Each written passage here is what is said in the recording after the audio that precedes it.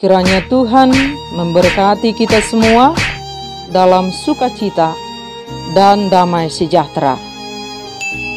Amin. Bapak, Ibu, dan saudara sekalian, firman Tuhan yang menjadi renungan bagi kita 1 Tesalonika pasal 3 ayat 9 sampai dengan ayat yang ke-13. Demikian firman Tuhan, sebab ucapan syukur apakah yang dapat kami persembahkan kepada Allah atas segala sukacita yang kami peroleh karena kamu di hadapan Allah kita. Siang malam kami berdoa sungguh-sungguh supaya kita bertemu muka dengan muka dan menambahkan apa yang masih kurang pada imanmu. Kiranya Dia Allah dan Bapa kita dan Yesus Tuhan kita membukakan kami jalan kepadamu. Dan kiranya Tuhan menjadikan kamu bertambah-tambah dan berkelimpahan dalam kasih seorang terhadap yang lain dan terhadap semua orang, sama seperti kami juga mengasihi kamu. Kiranya Dia menguatkan hatimu, supaya tak bercacat dan kudus di hadapan Allah dan Bapa kita, pada waktu kedatangan Yesus Tuhan kita dengan semua orang kudusnya. Demikian firman Tuhan.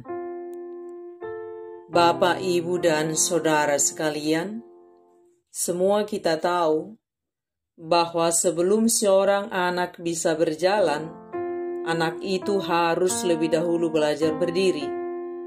Terkadang masih harus jatuh bangun, tetapi saat sudah terlatih, akhirnya anak itu bisa berjalan dengan baik. Dan orang tua akan selalu mendampingi sang anak dari setiap proses yang dilalui sampai anak itu bisa berjalan dengan baik. Ada proses panjang yang harus dilalui setiap anak untuk bisa berjalan dengan baik.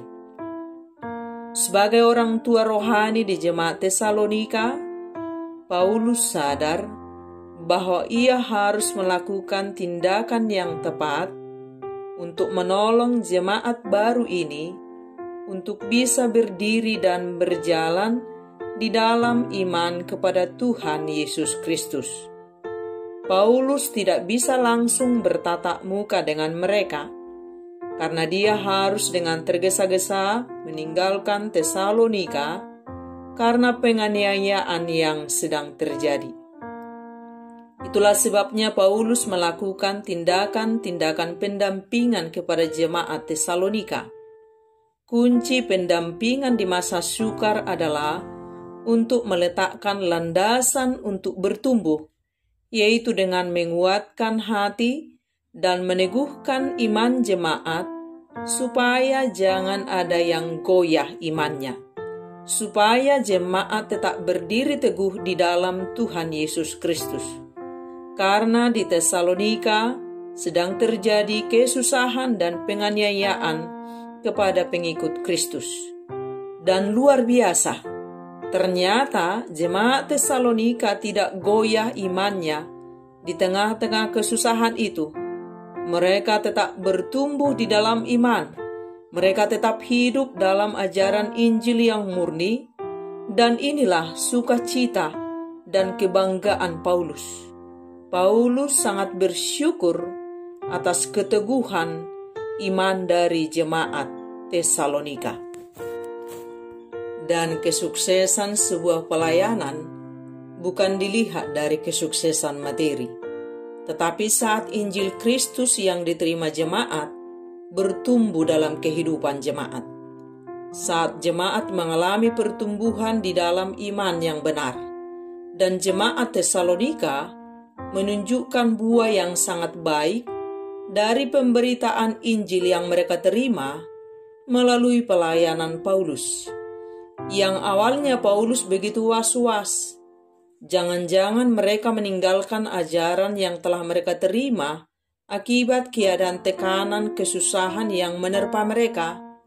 Dan itu manusiawi, sebab dalam tekanan kesusahan, penderitaan, iman bisa goyah. Tetapi ternyata iman jemaat Tesalonika tidak goyah.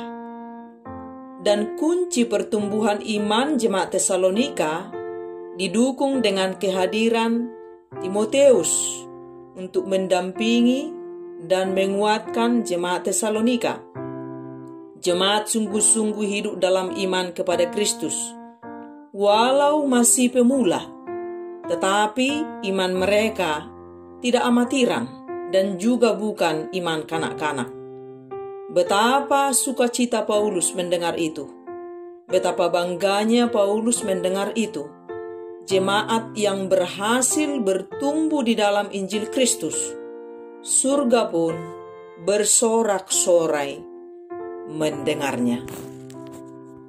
Dan Paulus mendoakan jemaat Tesalonika supaya Tuhan menguatkan mereka, supaya mereka secara langsung mengalami pertumbuhan di dalam Tuhan, membangun persekutuan secara pribadi dengan Tuhan, langsung kepada tangan yang utama, tanpa perantara, kapanpun, dimanapun, walau tanpa didampingi, tetapi memiliki Tuhan secara pribadi. Itu kunci utama kesuksesan pertumbuhan iman. Kristus di dalam diri kita, dan kita ada di dalam Kristus 24 jam satu hari. Tuhan berdiam dalam diri kita. Asal kita mau, setiap waktu kita bisa belajar bertumbuh dari Roh Kudus yang sudah ada dalam diri kita. Dialah yang menguatkan kita, mengajar kita pada kehidupan yang benar dan kudus. Tanpa Dia, iman kita akan selalu goyah, dan iblis akan selalu menang menggoda, menipu, dan menjatuhkan iman kita. Bersama Kristus, kita akan dimampukan berdiri kokoh dalam pikiran, dalam perkataan, dalam tindakan yang benar setiap waktu. Oleh sebab itu kita sangat penting untuk bergumam setiap waktu. Kita selalu katakan, bersama Kristus aku akan bisa melakukan apapun yang menjadi kehendak Tuhan dalam kehidupanku. Dan dalam waktu yang bersamaan, saat iblis datang menggoda kita, katakanlah sebagaimana Yesus lakukan, "Enyahlah engkau iblis. Enyahlah engkau iblis, enyahlah engkau iblis." Dan kita harus ingat, tanpa Roh Kudus, kita akan selalu tersesat, goyah, dan jatuh kembali pada ketidakbenaran. Kita tidak hanya cukup lagi sekedar hanya rajin bergereja, tidak cukup lagi hanya rajin melayani, tetapi kita harus memaksa diri kita untuk mengalami pertumbuhan iman di dalam Tuhan.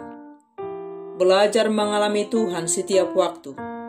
Selalu jaga sikap kita tetap benar di hadapan Tuhan. Apa gunanya kita rajin ke gereja, pakai kalung salib yang besar, banyak figura gambar Yesus di rumah kita, stiker rohani nempel di kendaraan kita, jika kita selalu tidak mampu bertahan berdiri kokoh dalam kebenaran Tuhan. Kita sangat penting membangun hubungan yang dekat dengan Tuhan. Apapun yang kita lakukan, tidak terlepas dari komunikasi kita dalam roh kepada Tuhan. Tuhan itu nyata, hidup, dan berkuasa. Mari kita alami kuasa dan penyertaan-Nya sungguh nyata dalam setiap aktivitas kehidupan kita. Dia bukan Tuhan berhala yang bisa kita letakkan di mana-mana. Saat kita perlu, kita pakai.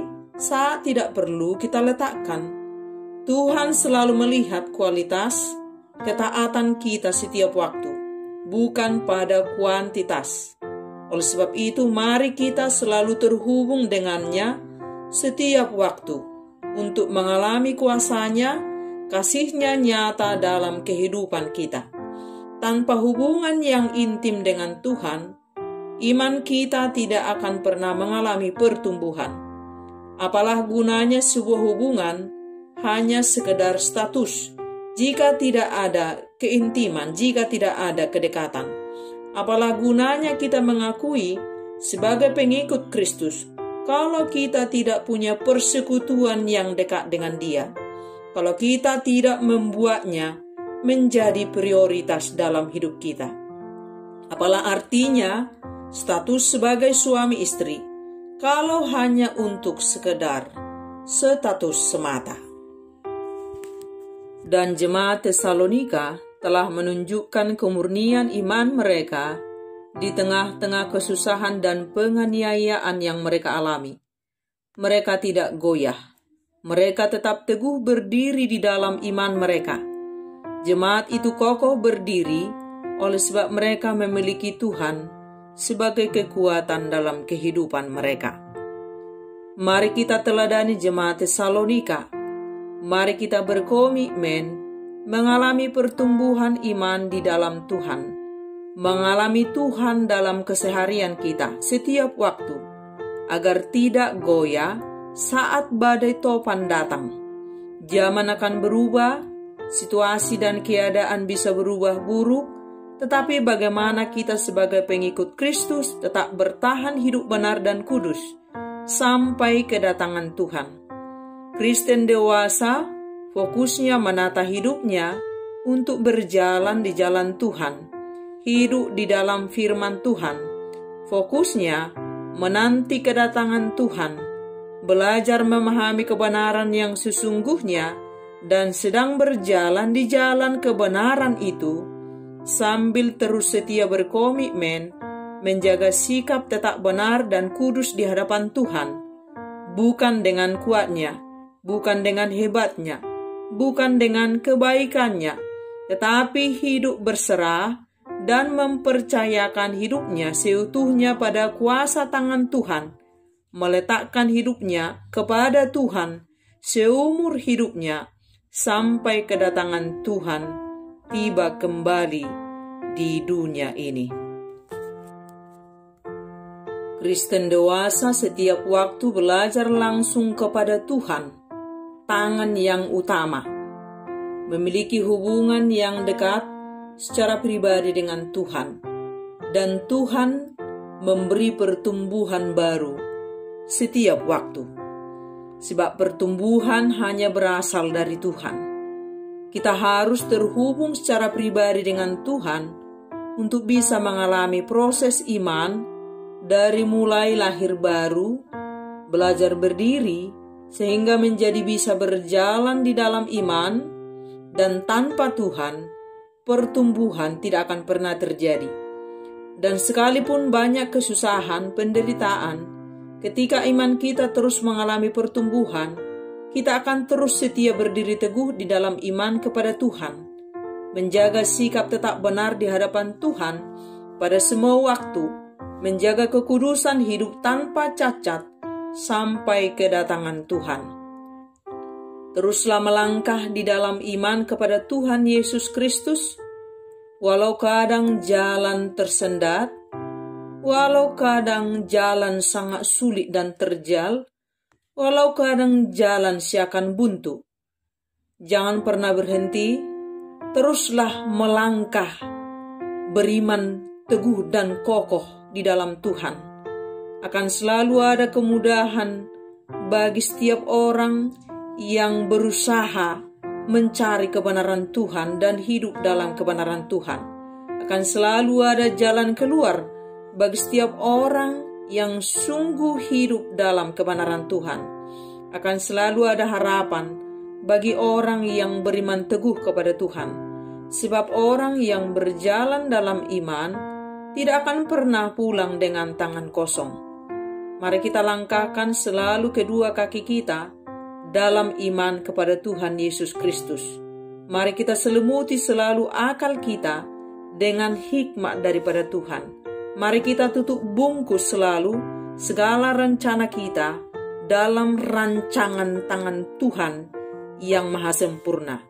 Kita menjadi kepunyaan Tuhan dan Tuhan menjadi kepunyaan kita.